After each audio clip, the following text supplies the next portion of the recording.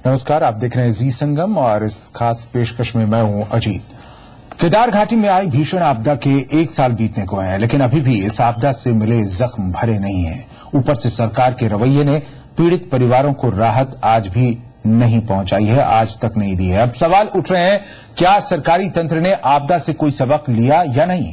ये सवाल इसलिए क्योंकि अभी भी केदारनाथ यात्रा मार्ग में पड़े मलबे के ढेर सरकारी दावों की धज्जियां उड़ा रहे हैं। अभी भी मिल रहे शव और नरकंकाल ये साफ कर रहे हैं कि सरकार की ओर से रेस्क्यू के लिए किए गए उपाय काफी नहीं थे। सवाल ये भी है कि क्या सरकार ने पर्यावरण से जुड़े जरूरी कदम उठाए या नहीं, कि भविष्य में ऐसी आपदा आने की हालत में कम से कम नुकसान हो। जाहिर है कि ये बड़े सवाल हैं जो साल भर बाद जवाब मांग रहे हैं। आज की खास पेशकश में इन्हीं सवालों का जवाब तलाशने की हम कोशिश करेंगे।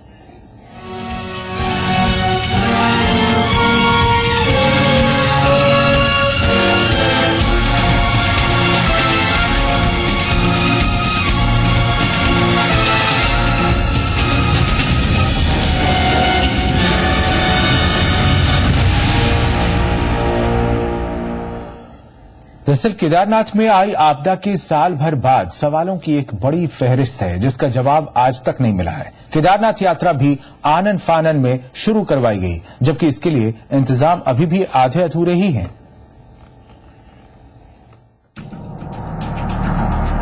यूं तो केदारनाथ में एक बार फिर यात्रा शुरू हो चुकी है, लेकिन ये सिर्फ एक औपचारिकता भर है। एक ऐसी औपचारिकता जिसे उत्तराखंड की बहुगुणा सरकार ने नाक यूं तो केदारनाथ में एक बार फिर यात्रा शुरू हो चुकी है, लेकिन ये सिर्फ एक औपचारिकता भर है। एक ऐसी औपचारिकता जिसे उत्तराखंड की बहुगुणा सरकार ने नाक बचाने के लिए किया था और मौजूदा हरीश रावत सरकार किरकिरी से बचने के लिए कर रही है। आज भी ना तो केदारनाथ पहुंचने वाले रास्ते ठीक हो पाए हैं, न ही पुनर्वास ठीक से हो पाया है और न ही बुनियादी ढांचे में कोई सुधार हो पाया है। केदारनाथ के रास्ते में जगह जगह बिखरे मलबे उन तमाम सरकारी दावों की धज्जियां उड़ाते नजर आ रहे हैं जो बीते 1 साल से उत्तराखंड की सरकार कर रही है। फिर सवाल उठता है कि आखिर सरकार ने किया क्या? सूबे की सरकार और कांग्रेस पार्टी ये दावा कर रही है कि जो कुछ भी आपदा के बाद किया गया वो अविस्मरणीय है। मेरे ख्याल से इतिहास में इतना बड़ा इवैक्यूएशन कहीं नहीं हुआ होगा, उसको शाबाशी मिलनी चाहिए थी। ये हमारी कमी रही, कांग्रेस की कमी एक बात रहती है, हम काम बहुत करते हैं, उसका प्रचार नहीं करते। ये सबसे बड़ी हमारी किसी को इस तरह की आशा नहीं थी कि उत्तराखंड में इस तरह का होगा। उसमें जो कमियां रह गई उससे सीख लेकर के आगे इस तरह की परिस्थितियां न पैदा हों, उसके लिए हम लोग कोशिश करेंगे। मैं सरकार से निवेदन भी करूंगा, सुझाव भी दूंगा। तस्वीर आपके सामने है। केदारनाथ मंदिर की मरम्मत और रास्तों पर थोड़ा बहुत मलबा हटाने के अलावा और कुछ भी नहीं हुआ।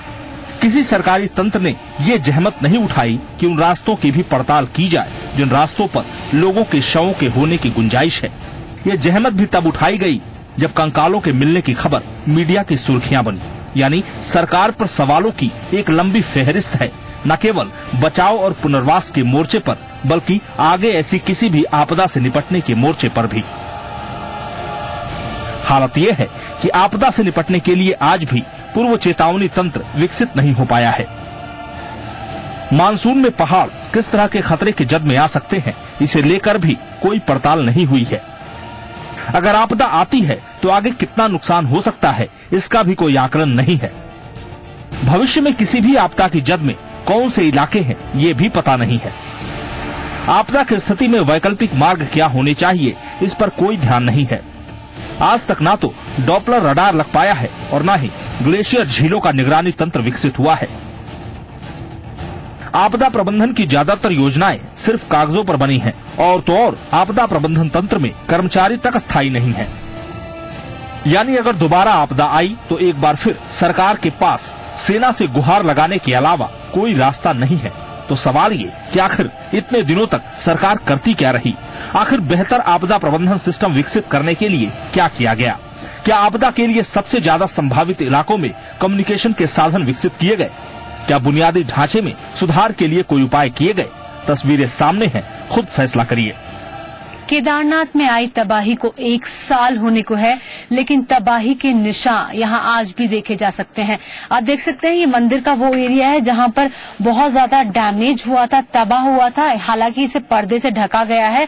आप देख सकते हैं कितना सारा सामान और लगातार यहां से नरकंकाल जो है वो मिल रहे हैं। हालांकि लोगों का कहना है कि मंदिर की साफ सफाई और शुद्धिकरण पे बहुत ज्यादा ध्यान देना चाहिए था इन 1 सालों में। आप देख सकते हैं अभी भी यहाँ पर काफी बदबू देखी जा सकती है। नरकंकाल देखते हैं, अभी हम आपको 10 खोपड़ियां दिखा दें। एक यहाँ देखा, एक अगला कोने पे पड़ा, एक उससे अगले कोने पे पड़ा है। जाहिर है तस्वीरें उत्तराखंड सरकार के तमाम दावों की पोल खोलती हैं और सवाल ये भी उठाती हैं कि सही मैकेनिज्म विकसित किए बिना यात्रा शुरू करा देना कहां की समझदारी है। 1 साल बाद भी अगर मलबे के ढेर में केदार घाटी और आसपास के इलाके पड़े हुए हैं तो इसे सरकारी तंत्र की लापरवाही नहीं तो और क्या कहा जाए। 1 साल बाद भी अगर कंकाल और सड़े गले शव मिल रहे हैं तो इसे संवेदनहीनता नहीं तो और क्या कहा जाए। क्या उत्तराखंड सरकार के पास इसका कोई जवाब है? ब्यूरो रिपोर्ट, जी मीडिया।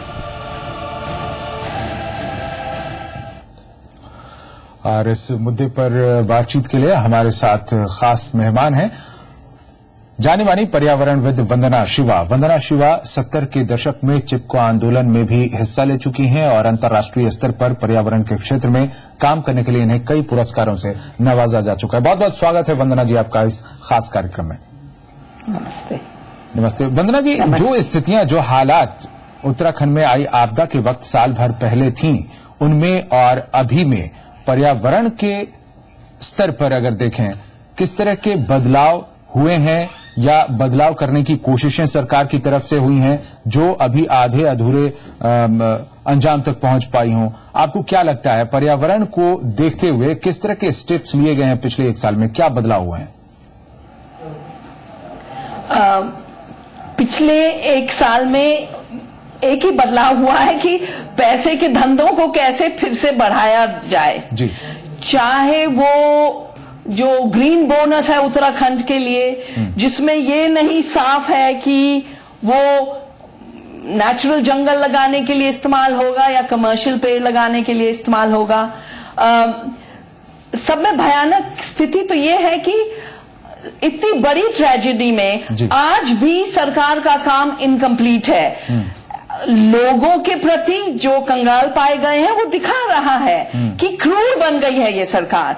पर हमारे इस देवभूमि के पहाड़ों और नदियों के प्रति भी इतनी क्रूर हो गई है कि बस यही सोचती है कि नदियों को कैसे बांध करके हाइड्रो इलेक्ट्रिक प्रोजेक्ट बना के चाहे कितना ही ब्लास्टिंग करना पड़े, कितने ही गांव उसमें तबाह हो, कैसे पैसा उसमें निकलेगा, कैसे टूरिज्म को आप बिल्कुल क्रैश कंज्यूमरिज्म की तरफ और मास टूरिज्म की तरफ ले जाओगे।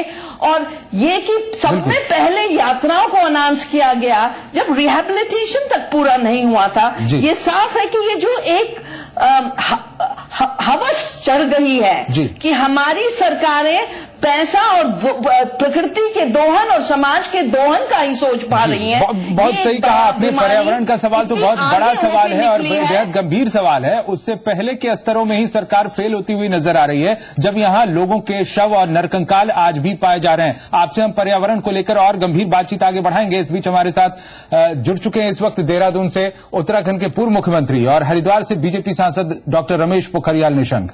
आपको बता दें कि डॉक्टर निशंक ऐसे पहले जनप्रतिनिधि हैं जो केदार घाटी में आई आपदा के बाद सबसे पहले 18 जून को केदारनाथ पैदल पहुंचे थे। और इतना ही नहीं, बीते 11 सितंबर को भी जब सरकार ने केदारनाथ पट खोलने का ऐलान किया तो डॉक्टर निशंक ने फाटा से पैदल ही केदारनाथ पहुंचने का फैसला किया और पुलिस के बैरियर को तोड़कर केदारनाथ वो पहुंचे थे। बहुत बहुत स्वागत है आपका रमेश पोखरियाल निशंक जी। धन्यवाद जी। निशंक जी, सरकार के सामने कई सवाल हैं, इनमें सबसे महत्वपूर्ण अहम सवाल आप क्या रखना चाहेंगे? जिस तरह की आई थी आपदा उत्तराखंड में, उसमें सरकार किस तरीके से फेल हुई है? बहुत बहस करेंगे तो एक ही बहुत सारे बिंदु ऐसे हैं जिस पर चर्चा की गुंजाइश है, लेकिन मेरा ये अनुरोध है इस पर व्यापक चर्चा की बजाय इस बात को करना चाहिए कि गवर्नमेंट को एक श्वेत पत्र जारी करना चाहिए और वो श्वेत पत्र जारी करने के बाद जो भी कमियां रही हैं उसको कैसे करके भविष्य के लिए वो श्वेत पत्र मार्गदर्शक के रूप में काम कर सकता है, ताकि लोगों की जानों को बचाया जा सके और इस व्यवस्था को और सुदृढ़ किया जा सके। जहाँ तक मेरा मानना है, क्योंकि मैंने अपनी आंखों से देखी है वो सारी त्रासदियां, और मेरा शुरू में ये था कि जो लोग इस धरने में दब गए हैं, बह गए हैं, एक पक्ष तो उनका था, वो भी कई हजारों की तादाद में हुए, लेकिन हजारों की तादाद में अपने उस धरने से जान बचा करके लोग जंगलों में ऊपर निकले हुए थे, जो दिखाई दे रहे थे जगह जगह टापुओं में, उनके नजर फटा हुआ है, उधर फटा हुआ है, वो बीच में गिरे हुए।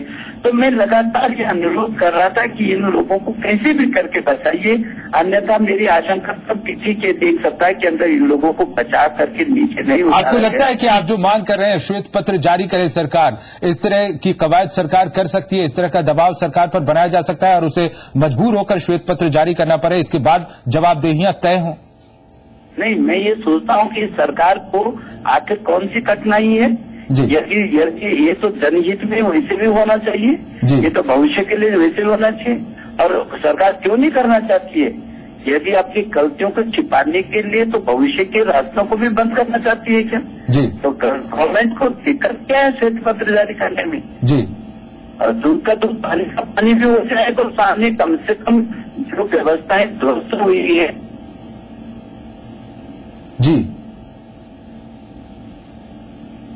लगता है कि संपर्क हमारा कट गया है, संपर्क कट गया है इस वक्त रमेश पोखरियाल निशंक, पूर्व मुख्यमंत्री, और जिन्होंने कहा कि श्वेत पत्र जारी करना चाहिए सरकार को। तो श्वेत पत्र जारी करना तो दूर, सरकार में बैठे मंत्री गैर जिम्मेदाराना बयान देने पर उतारू हैं, जो सरकार की नाकामी है उसको छिपाने के लिए। जिस तरह से नरकंकाल मिलने शुरू हुए उत्तराखंड में, इसके बाद उन्होंने इस पर अजीब तरह का बयान भी दिया था। वो सरकार भला श्वेत पत्र कैसे जारी करेगी, ये समझा जा सकता है, लेकिन बीजेपी ये मांग कर रही है।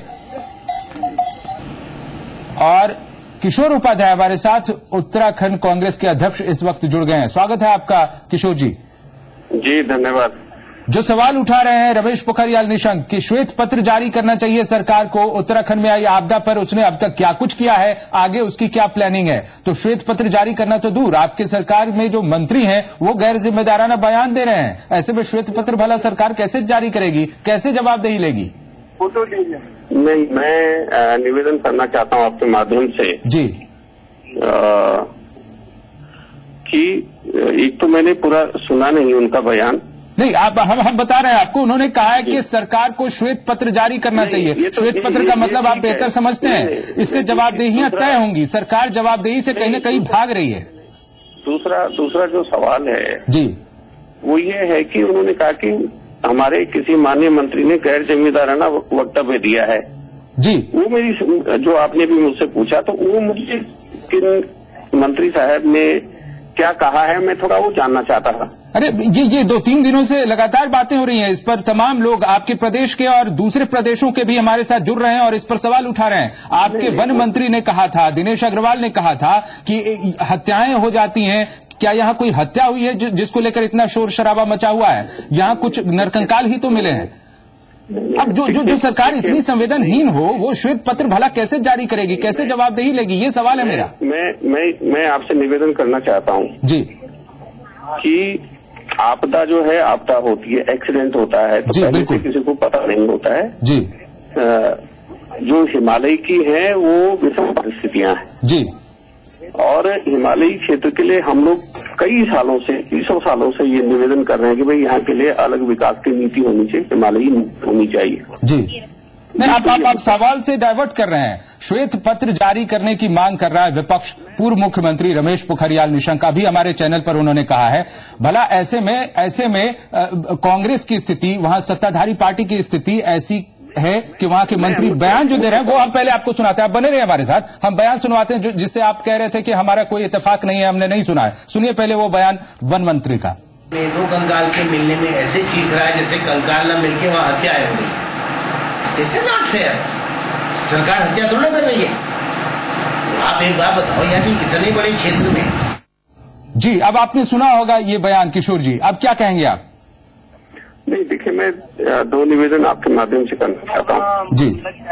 पहला तो ये है कि आपदा आई, हो सकता है हमसे कुछ त्रुटियां रही हो, सरकार से रही हो, लेकिन किसी ने ये ध्यान नहीं दिया कि हमारी तरफ चाहे सम्मानित सेना हो, पुलिस हो, कर्मचारी हो, एनजीओज हो, हमारे स्थानीय लोग हो, 1.25 लोगों को मेरे ख्याल से इतिहास में पहली बार ये हुआ है। नहीं, ये सवाल नहीं है। जो हुआ उसके बाद सरकार की जो भूमिका थी, जो जवाबदेही थी, उसमें सरकार नाकाम रही। सवाल इसका है ना।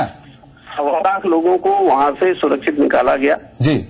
और कांग्रेस की ये मेरे ख्याल से हमारी ये कमी है कि हम उसका सही ढंग से प्रचार नहीं कर पाए। चलिए, काम बहुत मुश्किल था, ये माना जा सकता है, ये तमाम लोग मानते हैं, लेकिन इसके लिए सरकारें ही जिम्मेदार रही हैं। वहां अनियंत्रित जिस तरीके से विकास हुआ, लोगों का बसाव हुआ और जिस तरह से पर्यटकों को बुलाया गया, उसकी कोई सीमा नहीं थी, उसका कोई एक ढर्रा नहीं था, उसके कोई कायदे नहीं थे। इन सब को लेकर सवाल है और उसमें सरकार पहले फेल रही और आपदा होने के बाद जो स्थितियां होती हैं उनसे निपटने की, उसमें सरकारी तंत्र फेल रहा। कई लोग सवाल उठाते रहे, लेकिन आप जवाब देने की स्थिति में अभी नहीं लग रहे हैं। कर सकता हूँ आपसे जी। जब हम बातचीत करें तो मैं एक निवेदन कर सकता हूँ और मैं क्या आपको एक न्योता दे सकता हूँ कि अभी भी वहाँ बहुत सा काम होना है जी। हमारे जितने सम्मानित चैनल हैं, जितने सम्मानित हम लगातार दिखा रहे हैं किशोर जी, वहाँ पर हमारी रिपोर्टर वहाँ जाकर आई हैं, तस्वीरें दिखा रही हैं, वहाँ क्या हालात हैं। मेरे मित्र तस्वीर दिखाना अलग बात है। मैं निवेदन आपसे आमंत्रण दे रहा हूँ आपको जी। ये आमंत्रण मैं दे रहा हूँ, ये निवेदन कर रहा हूँ कि चलो जितने हमारे चैनल हैं, जितने हमारे पत्रकार भाई हैं, मैं भी पत्रकारिता से जुड़ा रहा कुछ सालों से जी, तो हम आकर के चलो एक दिन श्रमदान करें ना वहाँ जाकर के जी, और पूरे जरा 8 घंटे काम करें। चलिए, सवाल का जवाब आपने नहीं दिया, आप न्योता दे रहे हैं और न्योते की बात में हम आपको बता रहे हैं कि हम वहाँ जा चुके हैं, हमारा चैनल जा चुका है, हमारे कैमरे वहाँ का रुख कर चुके हैं। कैमरा गया होगा ना। अरे तस्वीरें झूठ नहीं कहती किशोर जी। चलिए, समय कुछ ज्यादा लग रहा है, मुद्दे से भटक रहे हैं कहीं। सरकार के पास इतना रिलीफ का पैसा आया था, वो इस्तेमाल नहीं हुआ है। हमारी नवदानिया की टीम ने जबरदस्त श्रमदान करा है, केबल्स लगाए हैं, घर बनाए हैं, जो हमारा काम नहीं था, सरकार का काम था जी। किशोर जी जी। और मेरे ख्याल से हमें आगे की तैयारी बहुत जरूरी करनी है जी, क्योंकि किशोर जी सरकार ने बार इग्नोर किया है जो असली कॉजेज हैं जी। पहला तो इतनी भयंकर जो बारिश आई 16 और 17 को, वो क्लाइमेट और मौसम बदलाव का एक भाग है। जब हमने 4 साल पहले एक हिमालय में मौसम बदलाव पे रिपोर्ट की थी, तो जो साइंटिस्ट ने ये बताया था कि ग्लेशियर मेल्ट हो रहे हैं, लेक्स बनेंगी, ये लेक बर्स्ट होंगी, जैसे चोराबरी लेक बर्स्ट हुई, और इसके बारे में गांव वाले बता रहे थे कि क्रैक है, क्योंकि सरकार ने अमेरिका सरकार के साथ जुड़ के मान लिया था कि हम कहेंगे मौसम बदलाव नहीं हो रहा है और ग्लेशियर मेल्ट नहीं हो रहे हैं, बढ़ रहे हैं, तो इसकी तैयारी नहीं थी। दूसरा, सीएजी की रिपोर्ट, और आजकल मैं इन 2 साल सीएजी के एडवाइजरी बोर्ड में हूं, सीएजी की रिपोर्ट ने साफ 2009 में पॉइंट आउट किया था कि ये जो एडहॉक कंस्ट्रक्शन है, जो एक कमर्शियल क्लीक और पॉलिटिकल करप्शन के द्वारा हमारे 30 स्थान पूरी तरह मास टूरिज्म के और लग्जरी टूरिज्म के स्रोत हो रहे हैं, एक वो भाग, उस पर रुकावट। और तीसरा, जो सुप्रीम कोर्ट ने 24 में से 23 डैम्स का एनवायरमेंटल क्लियरेंस रोका है, सुप्रीम कोर्ट ने इस ट्रेजेडी के बाद बहुत सख्त ऑर्डर दिया है, उस पे भी काम होना चाहिए। अब आपकी बातें सुन रहे होंगे किशोर उपाध्याय, उत्तराखंड कांग्रेस के अध्यक्ष हैं, आप सुन रहे होंगे बातें। ये वंदना शिवा, जानी मानी पर्यावरणविद, ये सवाल उठा रही हैं, आप उनके सवालों का जवाब देना चाहेंगे? ये तो आपने बहुत अच्छी बात, उनको वंदना जी मेरी बड़ी बहन है जी, और हमने बहुत से आंदोलनों में साथ में काम किया है जी। ये मेरा सौभाग्य है, हमने उनके साथ काम किया। जो उस सवालों के जवाब दें। सुनिए, नहीं, जो वो कह रही है वो सही तो कह रही है जी।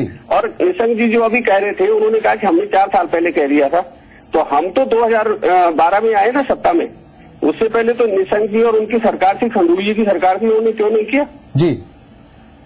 अभी जब आपसे बातें पूछी गई कि यहाँ आपदा के बाद राहत में सरकार नाकाम रही, उस पर आपने मुंह मोड़ा। अब आगे का रोड मैप क्या है, ये सवाल पूछ रही हैं वंदना शिवा, पूछ रही हैं आपसे। अगर बोलते रहेंगे, दूसरे को बोलने का मौका दीजिए, पूरी बात सुन लीजिए जी। मैं ये कह रहा हूँ कि मैं क्षमा चाहता हूँ, हो सकता है हमसे त्रुटियां हुई, हमसे गलतियां हुई जी, तो हम क्या उसी पर जो है, उसी लकीर को जो है वो पीटते रहेंगे, या कुछ आगे के लिए कुछ वही रोड मैप दीजिए।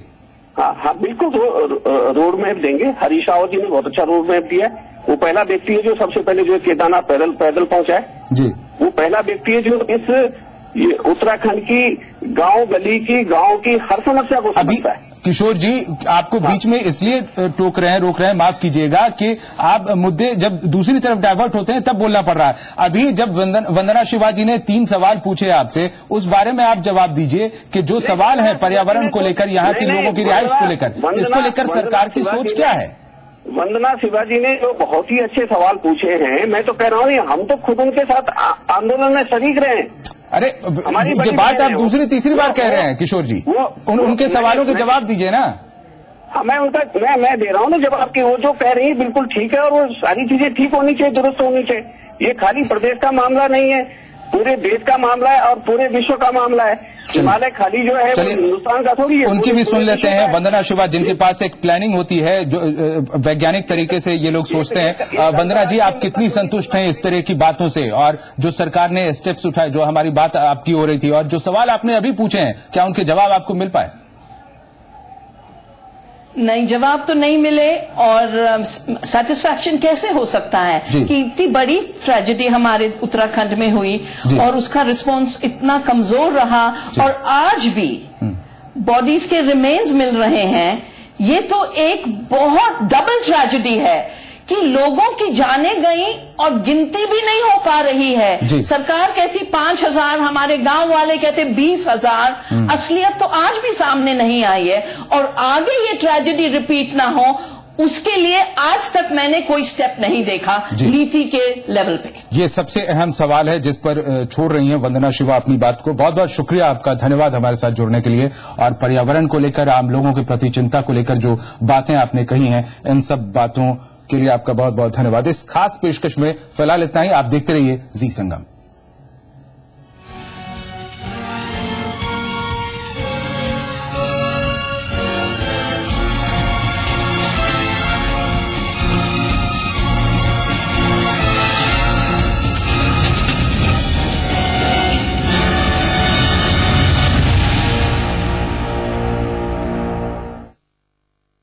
प्रायोजक है देशभक्त